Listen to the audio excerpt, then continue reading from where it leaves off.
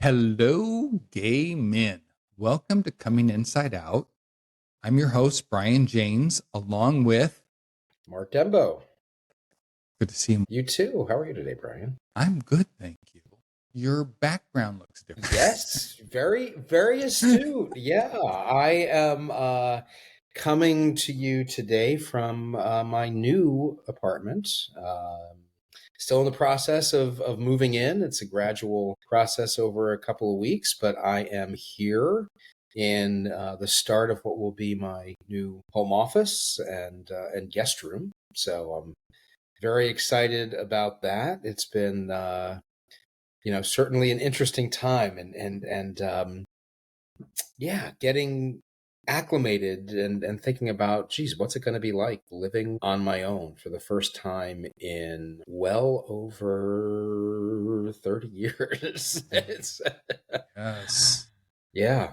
And I know you've certainly been through that because, your journey is a little bit farther ahead than mine. Yes. Mine, I think, even though you have a lot of changes going on and you have a lot happening in your life creating this, mine was not a pleasant transition. My wife asked for the divorce. We separated. I moved into my place because I had to. It wasn't something I was wanting to do. It wasn't even something I was thinking about doing. So I did it out of need, whereas this is something that you get to do for yourself. Yeah, that's true. And I've talked about that a bit, my experience and the relationship with my wife. But I will say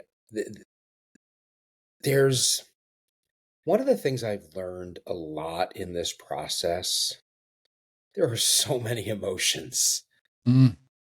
And it can go from the highest of highs to the lowest of lows in sometimes a matter of moments. And it's also sometimes feeling it all at once. This process, right, I'm going through right now, I'm really excited about my new place. I really like the place I am. I'm really excited about the fact that this room I'm in right now, I said, not only will be my home office and podcast studio, it'll be the place where my kids can come and stay. And I've got a room where they can be here. But there's still a lot of loss at the same time. And just recognizing that those things totally coexist at the same time. Yes. It's tough sometimes. And then you feel guilt. It's like, wait, should I be excited about this when there's other people that it's not so easy for? But I come back to the fact that we spent our lives living not as who we are. And if I'm going to be the best version of myself, this is what I need to do. Yeah. How I look at it is when my wife and I separated, we were 49 years old. As much as I didn't want it to happen, as much as I wanted to fight for the relationship to stay intact, I thought we only have one life to live. And if at 49 years old, she's not happy, why should she spend another day of her life? Why, not that she was wasting her life, but why spend time when in a place where you're not happy? And so I was like, oh, even though I don't want this, who am I to stand in the way of another person's happiness? And so it was like, oh, I hated it. And look what it did for me. It allowed me to recognize or come to terms with who I was, gave me the opportunity to come out. So it was very bittersweet for me at the same time. Yeah. And how have you found it over time? Does that change for you? No. I saw this very interesting reel on loneliness in the gay community and how, I don't even know the words that were used, but just like there's so much loneliness in the gay community. And my son is only here for certain times, and then I'm alone with my dog here for certain times. But I fell asleep on the couch one day last week about 9 o'clock. I didn't have the TV on. I was just closing my eyes on the couch. I fell asleep. I woke up at like 1 o'clock in the morning. I went upstairs to my bedroom. It was just pitch black. It was dead silence. And I walk upstairs and I'm taking this hoodie that I had on. I'm pulling it off of my head. And the only sound was the sound of this fabric scraping across my body and me getting into bed. And it was, I felt in the moment, I was like, oh my God, I'm so alone. I am so alone. The only sound in my home is the sound of my clothes coming off of my body. I went to bed that night. I wake up the next day and I was like, oh, why did that stick in my head? Why did, I don't know, kind of The messes me sound up of a bit. silence. The sound of And the famous silence. words of Simon. Oh my God. And I was out walking my dog the next day and it just was like a thunderbolt. It occurred to me, I had worked from home that previous day, had my day, fell asleep on the couch. And in walking my dog the next day, I realized I didn't talk to one person the day before. Yeah. I'd sent out some emails, whatever, but I didn't actually speak or hear another person's voice the entire day, the day before. And I think that's why it hit me so hard. It's like, oh, it's so much silence around me that Yeah. entire day Yeah. and night. Yeah. And I think that's something that's part of the, I guess, adjustment. And how do you, I don't want to say overcome. I don't know if that's the right word, but I think part of it, I've had discussions actually with my therapist, about this, where he said to me, part of this, and I've had other people say this too, is getting okay with being by yourself. Yes. I'm okay Because I'm all right with that. I go to yeah, dinner by yeah, myself. yeah, I, yeah, yes, I yeah, spend time alone, but I think I yeah, spend too much time alone. yeah, yeah. But it's interesting too, because I've been thinking a lot lately. How do you meet people, right? And there's there's the apps, and we could talk about experiences on various apps, and I've been on them. I'm on the apps. It's interesting, where I'm moving to, which is about 25 minutes from where I was living before, but it's a bigger area, more of a city, closer to New York City. Still kind of in the suburbs, but much closer in. And I fire up Grinder here, and it's like, wow, there's like it's like a whole new world here. Yeah. um, and okay, sure, that's fine. Although I will say, I have made some good friends on some of the apps. I mean, sure, there's the hookup culture, but I've actually met people that have become really good friends. But I'm also starting to look at, and this is where I think it's, how do we express ourselves as who we are as gay men? And I've been looking for, what are other activities I can do. I talked last week about going to the Oh, gay men's naked yes. drawing group, right? And that was last weekend. Brian, it was an incredible experience. There were about 10, I think about 10 of us there at the host's apartment in New York. Now, was it And gay or was it just nudists? well, it is not, well, it's billed as being open to anybody, gay, Okay. straight, bi, curious, because it's not a sexual event. I think everybody that was there, though, was gay. So I think just by default, but it's open to, again, gay, straight, trans, anybody, as long as you identify as a male and are willing to be naked, because that's a requirement. Is everybody is naked, and it just was totally comfortable.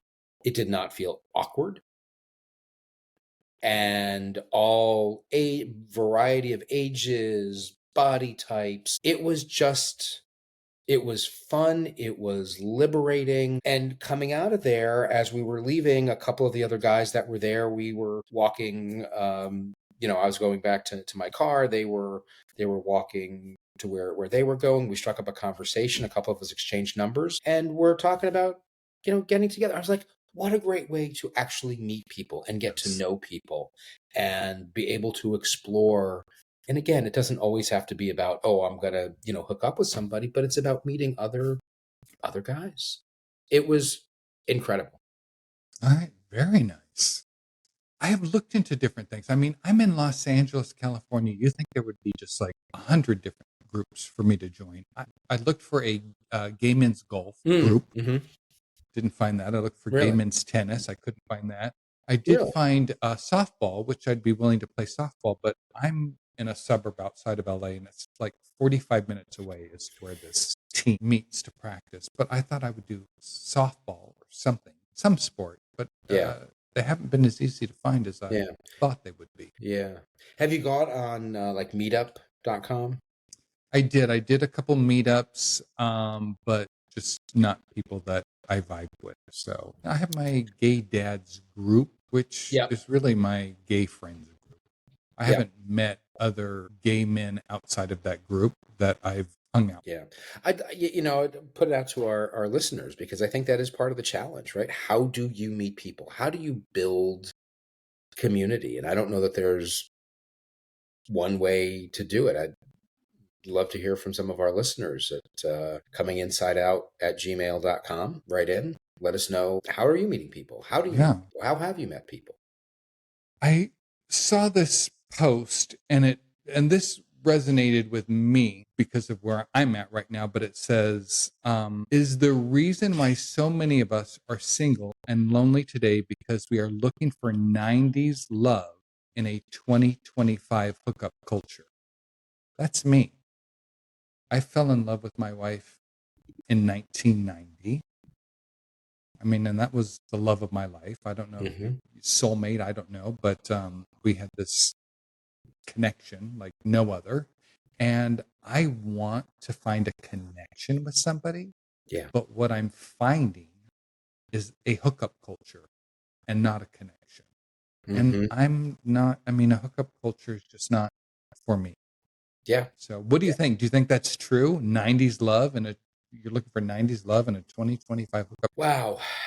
That's a great question. I don't know that I have the answer to that. I think um, I think it's certainly harder, right? It's a lot easier to say I'm going to go and find a hookup, right? I mean, I could fire up, my phone right now and go on Grinder, go on Sniffies, go on Scruff, and probably find a hookup in 20 minutes if I really wanted to. All right. What percentage, because I don't do the grinder stuff and sniffies hookups, what percentage of those people that present themselves one way on the app in real life are the person that's on the app? Because what I Oh, found when I was yeah. doing that was their 10-year-old photos. Yeah. They're 3 inches shorter. They're 40 pounds Yeah. heavier. Yeah. It's like nothing that was presented in the Yeah. apps Yeah. showed up in real life. It Yeah. was like, Yeah. Hey, I think there's certainly, some of that.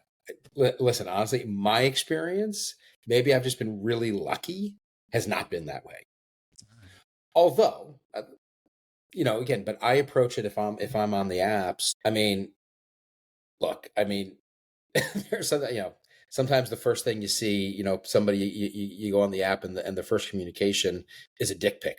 yes. It's like, I'm not opposed to it. I'm not opposed to exchanging photos. But if that's your first interaction, I'm probably like, no. Let's at least have a little bit of a conversation first. And I think that's part of it. If you can get a conversation, you can usually tell, is somebody real or not. Are they catfishing? Are they not even a real profile? Right. Um, so I think there's that, and you have to go in knowing, yeah, I mean, look, that's part of the game. um I don't know. I think if you're looking, it is certainly much harder, right, when you're looking for that relationship. And that's, I'm finding, I'm not going to say you can't find that on the apps, but that's not what they're for. Now, I Yes. haven't spent a lot of time on some of the, I say, more traditional dating apps, right? Hinge, Tinder, Facebook has a dating app. I paid for Match. I Oh paid yeah, for a couple different ones. yeah. Match was one of them, but there was a couple different ones that I paid for, and it was a lot of the same people that you saw on these other apps. Again, I met somebody who actually lived like, I don't know, 2 hours from me. Great pictures, whatever. And he's like, "Oh, I'm going to drive up and we're going to hang out and see each other." I'm like, "Don't drive 2 hours to come and see me because nothing's going to happen between us. So don't drive 2 hours thinking that you're going to have this hookup." I said, "You want to go get something to eat? Whatever. I'm happy to hang out, but I'm not bringing you back to my place." This guy drove 2 hours, and literally his photos, when I met him, I had to think for a second, is that him? I thought, why would Mm, someone drive 2 hours with just yeah. this completely false profile? It was See, probably but more truth that's to his dick pics than his face pics, maybe. right? I don't know. You're gonna you're Did you getting a ask lot him? more truth. So wait a minute. Wait a minute. Let me see. Does that look like that? I Yes. gotta see. You're gonna But get a yeah, lot more truth out of that. but that's where some of the things you can do in those cases before you meet somebody. Tell them I need to see a picture of you right now. Like pose right now wherever you are. Send me a selfie of you holding up three fingers. No, That seems like, seriously, all right. Well, seriously. are you just wouldn't, I don't know, FaceTime them or yeah, Or face whatever. right I or say just or say before we meet I want to FaceTime and yeah. I want to make sure that you're who you say you are. Yeah. And when I was going through the dating apps, if somebody had a photo of themselves, if you're 50 years old and you have a photo of your college football picture, Right. I don't give a shit what you look like Yeah. 30 years ago. It's like, Right. what do you Right. look like today? Like Who what do you look cares like what you now? look? Exactly. Wow. Yeah, exactly. So it's like when Exactly. somebody's posting Yeah. photos of themselves from 20, 30 Yeah. years ago, it's like, Yeah. I'm out. Yeah. Yeah. It's tough, and you know what I think about too, as I kind of enter into right this stage, and I think this is so true for so many of us. I think back and like I never really had a dating life, if you will, in the Me either. traditional sense that a lot of other people did. I'll say, straight people, because even though I was so hiding and suppressing who I was when I was in high school and college, my dating was like, oh, I met somebody that I clicked with. So I'd date somebody. But if I wasn't, and it was more so when your family said, so, do you have a girlfriend? I'm like, oh, yeah, I'm dating so and so. And then I met my wife, and there was this instant connection, and that was it. Yeah. Now it's like, and so much has changed in 30 plus years in terms of how people meet and how people date. But I've also never actually, like, how do you know if it's the right fit for you? How do No, you, if you meet somebody, is it, I don't know. I met my wife in high school. So I never really dated either. Met my wife, we had a great connection. We didn't start dating until after high school, but I Yeah. mean, I knew her. She Yeah. was my friend first. I there When you're on these apps, you'll communicate with somebody and sometimes these people come on very strong, Oh, yeah. very quickly, and you're like, "Oh my goodness." It's like, take a step back. Yeah. Right. We haven't even had a phone conversation and you're like talking about stuff that people talk about after dating for 2 years. Yeah. It's Yeah. like, and you're texting somebody this in the first Right. 45 minutes of meeting them. So it's like, that's a total turn off to me. It's like, Mm-hmm. take things slow, let things Yeah. progress Yeah. organically. But, Yeah. some of our listeners write in and we don't live in rural areas. They live in rural Yeah. areas. It's like we're Yeah. complaining about dating, or I am, Yeah. in Los Angeles, California. Right. I'm in I New York can't City. imagine Right. what these Yeah. people Yeah. are dealing with Yeah. in rural Yeah. areas. Yeah. Although, and again, I'd love to hear, from others that have different experiences. Yeah, what is it like depending on where you are and how are you meeting people? That is the challenge, right? All right. Well, I'm only going to speak for the group of men that I'm familiar with. But a lot of these men were in marriages for 20, 30 years. Their marriages end. They're not looking for relationships. They want to have Yeah. fun. Yeah. They just want to have fun. So the apps work perfect for them because Hmm. they have been in a relationship the majority of their life, and they're just like, I don't want to be tied down. I want to Sure. date as many people. I want to have as much fun. I'm a relationship oriented person. I feel like I thrive. I do better in a relationship. I've Hmm. only Hmm. had one relationship, but it lasted 30 years. Hmm. And since that relationship ended, I don't feel like I've been thriving. I mean, Yeah. I've had a lot of great things happen to me, but Yeah. Yeah. I think I do Well, what does that better in a relate? relationship. Then the question is, well, what does that mean though for you? Is that about a romantic relationship, or is it about having, friendships, connections where you can feel a kinship with somebody? I think it's everything. It's the intimacy, it's the touch. I talked about this in a previous episode. I think it's your body vibrating off of another Hmm. person's Hmm. body. Hmm. Hmm. Um, it's an energy that fills a Yeah. room. So I have great friends and I talk to them and I see them, but it's different than a relationship, Yeah. Yeah. at least for me. Yeah. And Yeah. again, we're fortunate because we can have this. Some of the people that write into the show, they're closeted, so they're still with their wives, or maybe their wives know, or they've come out to their wives, but they're still living together because they don't have anywhere to go, or they feel stuck, or I mean, Well, and as we've talked about, everybody's situation is unique, and people have to make the right decisions for themselves. Um, I know when I think about my own experience and my own journey, when I first came out to myself and admitted I was gay, and I don't even like to say admitted I was gay, because when I first embraced that I was gay, I think that's a better way to think about it, right? Because admitted sounds like, you know what, yeah, I'm out and proud.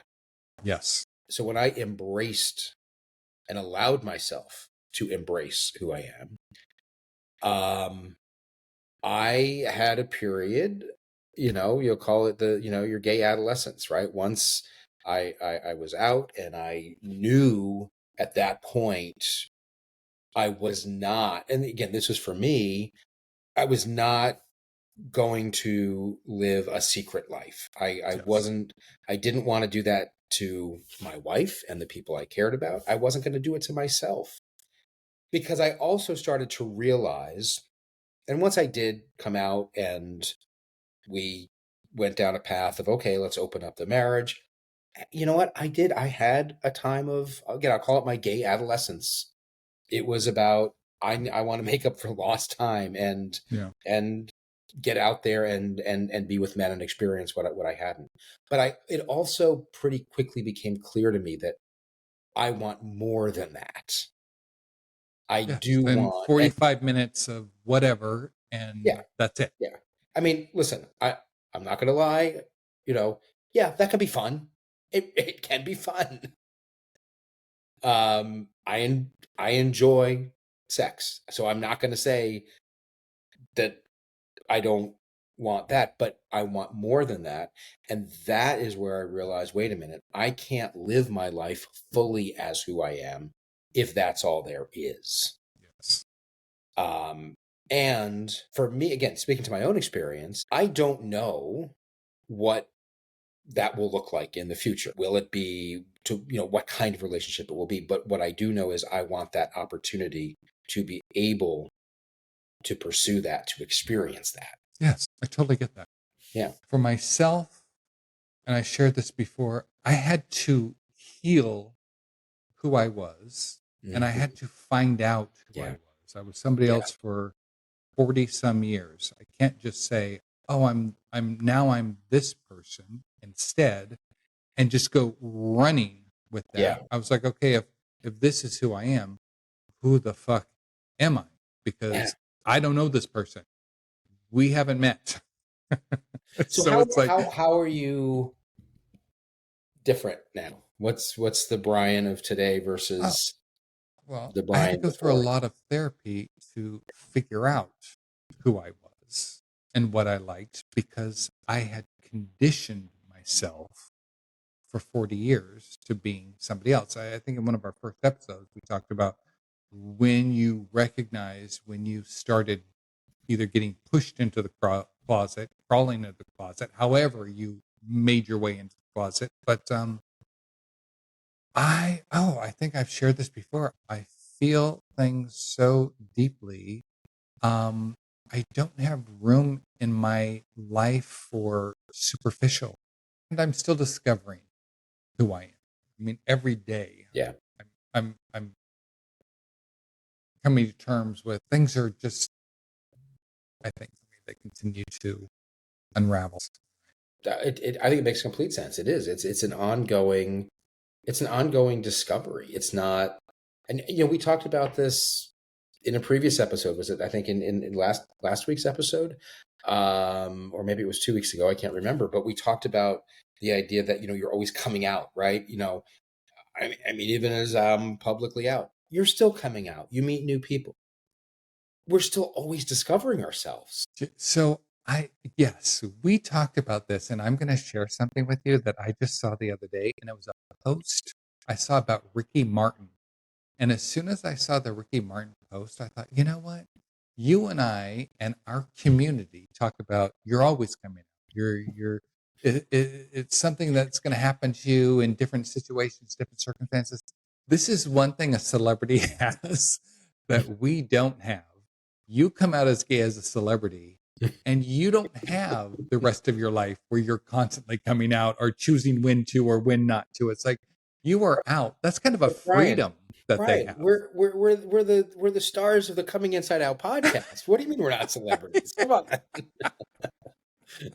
But they announce one time that they're gay and the world Yeah. Well, of course, knows. right, And it's right. like it's like all that work is taken away from them. And Whereas it's that could something, be good or bad, maybe. yeah, well, I mean, if it's on their terms, I think it's Yeah, good. yeah, It's not on yeah. their If it's on terms. I their mean, terms, absolutely right. people write into the show that they're outed. Their Yeah, spouse yes, finds out that yeah. they Oh yeah. were closeted, and then they get outed to their friends, they get outed to their Mhm. kids, to their church. Yeah. So you and I are blessed in that we got to choose our terms under Yes. which we were coming. Yeah. Not everybody gets That's that. no, that is very true. And that's unfortunate for so many people when that kind of thing happens, and it makes it all the more difficult because then you're Yeah. forced into a choice that maybe you weren't ready to make yet. Yeah. Yes. And it's your story. It's not somebody else's Right. story. That's Yeah. like somebody blabbing about another person being Right. sexually assaulted or taking Right. that, away from them. It's like somebody Right. is stealing Yes. that from you Yeah. out of anger, Yeah. obviously. But Yeah. if you Yeah. think about it like that, even though the person that you're coming out to may be obviously angry or upset or betrayed, they should know it's not their story to tell. Yes, and I can understand when that doesn't happen because people act out of emotion. But to that point, uh, I have to. I remember when I came out and shared with my wife. I remember saying to her, "Is there anybody you want to tell?" And she said to me, she said, "It's not my story to tell." She said, "I promise you, I will not, without your consent, share with anybody." And That's she, so respectful. yeah, That's yeah, yes. she absolutely recognized that. That's Yeah, being but emotionally not, but I, intelligent. yeah, yeah, but I recognize again that not everybody, has that experience, and that's very difficult. Yeah, So, how are you? Well, you're just starting the process of adjusting to your new life yeah, because, as we said at the beginning of the episode, you're just now in your new place and you're not even yeah, fully moved in. So you are in the process of hmm adjusting to an entirely new life. yeah, That's yeah. Good So for our you. listeners Did will you? get to watch Yeah. me and hear me as I go through this process. Did you ever think that you would be sitting there in your own apartment No, at this stage of your life as an out gay male advocate for the LGBTQ community? never in a million years. I mean, if you had asked me this 2 years ago, like, no. And just before we started recording, I had one of my daughters came over to see my place, and we sat in the living room on my new couch for a little bit and watched my new big screen TV for a little bit. Um, and it was weird, but it also felt really good. And showed her this room here, which still a lot of things to do. And I was like, hey, I want your help to decorate in here, because this is where you'll stay when you come over. And just to think about all of that, yeah, I never could have imagined it just a short How time. long did you live in your other house with your family? In that house, we were in that house for almost 20 years, 19 years. All right.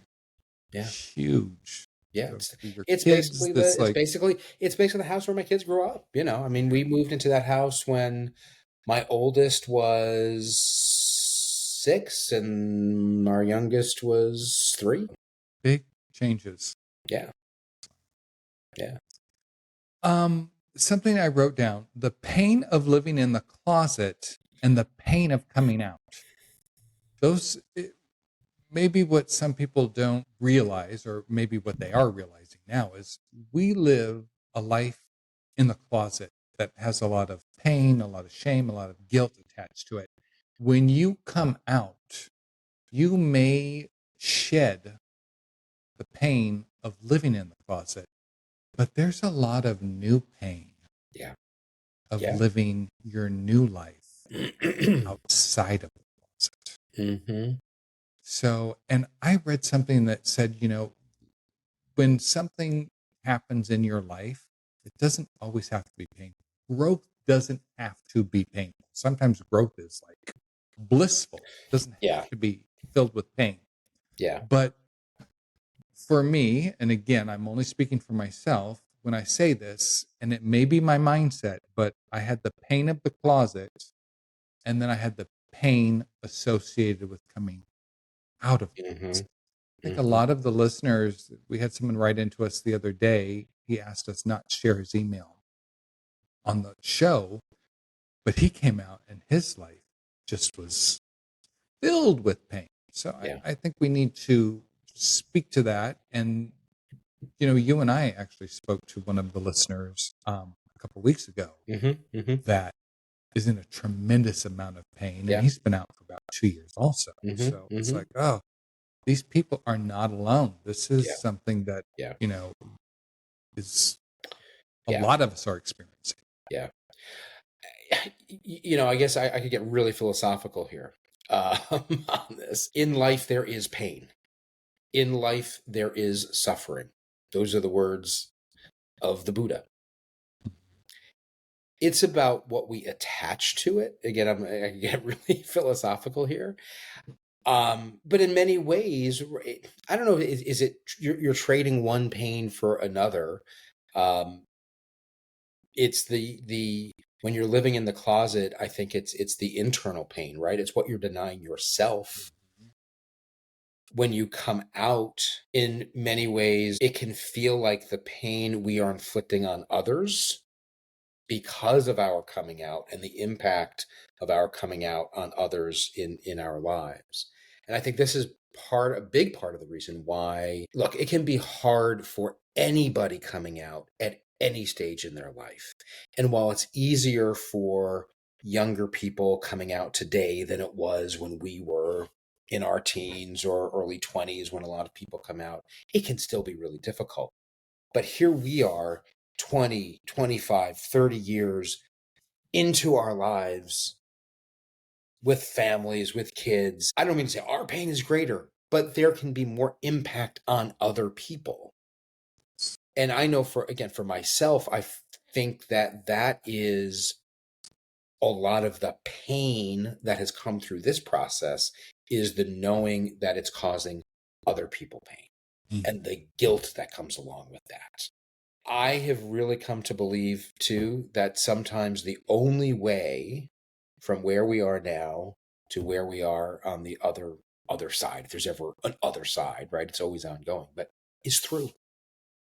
It's going to be hard. And there's, in all of this, you have the option to grow.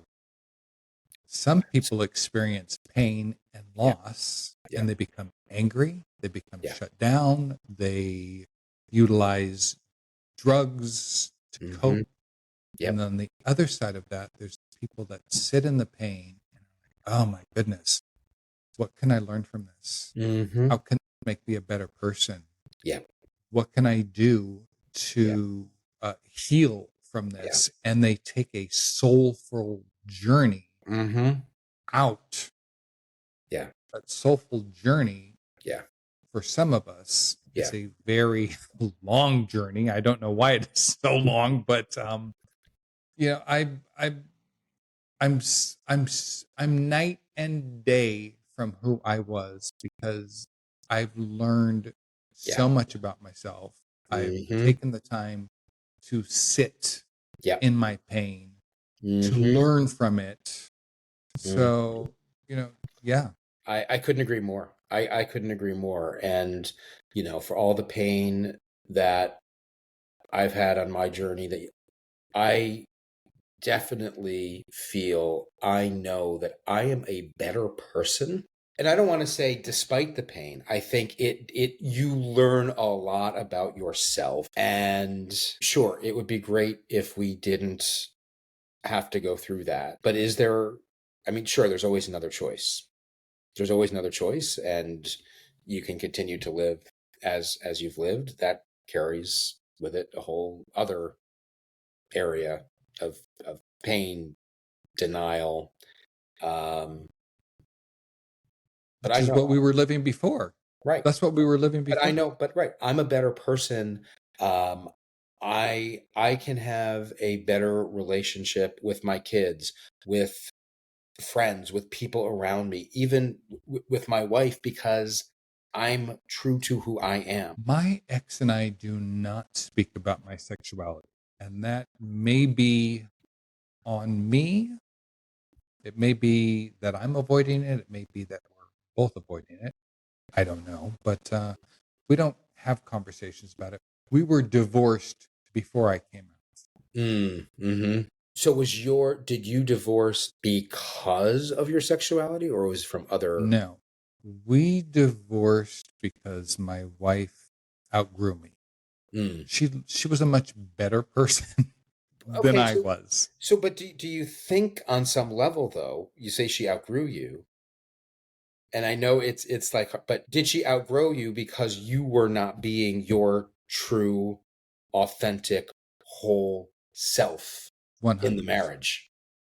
I couldn't have been. So, yes. Right, you couldn't be. Right. So therefore that manifested itself in other ways. Oh, 100%. 100%. But yeah, I was not willing. I could only grow to a certain level in my suppression. Yeah. Right. Couldn't grow beyond that. You hit a wall, because then it's like, if you're going to really get to the point of who you really are, well, that wall's got to come down. Yeah. And that is kind of what started happening is, you know, we had started going down a more spiritual journey in our relationship, and feelings started coming up for me. And I started, you know, just really recognizing at age 47, holy shit, this is who I am. Yeah. And I can't contain it anymore. It's going to start seeping out of me somehow. Yeah. And it started seeping out in my car, me screaming, you know, as I'm driving to work, I'm fucking gay. I'm fucking gay. I mean, it was like I had to release it. And Yeah. I think that was, I mean, you're a spiritual person. It just created a universal shift inside of me. Right. And that universal shift also created a shift in our marriage. Yeah. And at that point, we just kind of started drifting apart, and she continued on her spiritual journey. And I kind of became stagnant because I Hmm. couldn't move beyond it. Right. Well, what do you got fun coming up? Tomorrow, I'm going to a Gay Fathers of Los Angeles potluck, Oh, which fun. is Okay. nice. It's going to be at one of our gay dads' houses in LA. There's going to be, I think, 18 people signed up to go. Nice. That's great. But the weather's so beautiful here right now, and it's going to be in the afternoon. So I'm looking forward to that. I know that in Gay Fathers Worldwide, they recently posted that the next trip to Saugatuck is coming up. Or Yeah, they're in going to getting September. ready to put the dates down No, I for think they did. that. I think it's second week of September. I think is Okay. I don't remember the exact dates offhand, but they did put those dates out. All right. And I Yeah. wanted to go, I just had discovered last year that there's something called a gay rodeo, and Okay. it travels the country. And I believe in May it's in Palm Springs, California. So Oh, I so would nearby love for to get you. down to Yeah. Palm Springs Yeah. and go see the gay rodeo. Cool. Yeah. That's How great. Awesome. about you? Well, my focus the next few weeks is getting moved in and getting settled. And then as soon as I am completely moved in, I'll be actually heading out to LA shortly after that for actually a family event, but I'll be meeting up with some of the gay dads in LA, and you're on that list, I know. So Yes, looking forward to absolutely. seeing a lot of the guys out there. Yeah, so for me, it's really about getting through these next few weeks, getting settled, and continuing this journey. Yeah, and again, we love to hear from our listeners with ideas, comments on any things that we've been talking about. You can reach us at cominginsideout@gmail.com.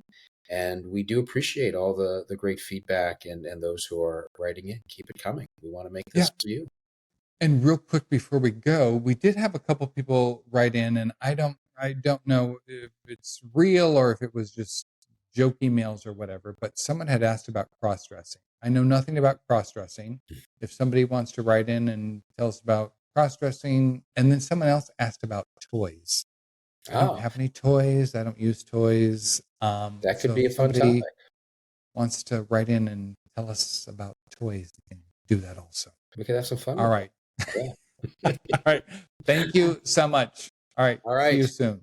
All See right. you soon. Bye. Bye.